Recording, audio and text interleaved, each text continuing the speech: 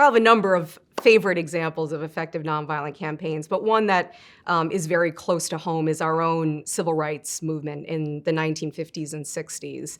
And this was a campaign against Jim Crow laws, segregation, that imposed unjust laws, rules, and regulations on African Americans. And it was a campaign that was led by Black leadership, that involved the churches, that involved white allies, and that involved a significant number of amazing nonviolent campaigns and tactics. So the Montgomery Bus Boycott was a classic example of African Americans refusing to ride the bus and pay the fees to the driver, which caused a significant economic effect on the owners of the bus system.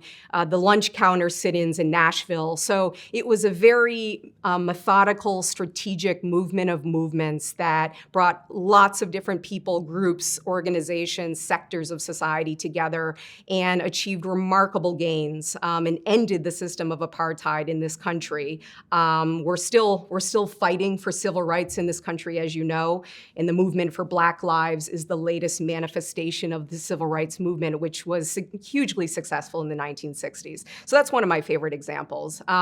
The anti-apartheid struggle in South Africa was another classic case where Black-led boycotts, strikes, civil disobedience, targeting white businesses led to the eventual negotiations between the apartheid regime and the African National Congress, which preceded the peaceful democratic transition in that country, but very vibrant nonviolent activism. And then I always like the example of the Serbian youth-led movement led by Otpor, which was an organization led by university students that ended up mobilizing the entire population in Serbia to challenge the regime of Slobodan Milosevic, who was known then, as you know, as the Butcher of the Balkans. And that mobilized the population to challenge him when the elections were stolen, and ultimately they won. They were able to force the removal of Milosevic without blood spilling and people being killed. And that example is used by a lot of activists and movements around the world, especially with what youth can do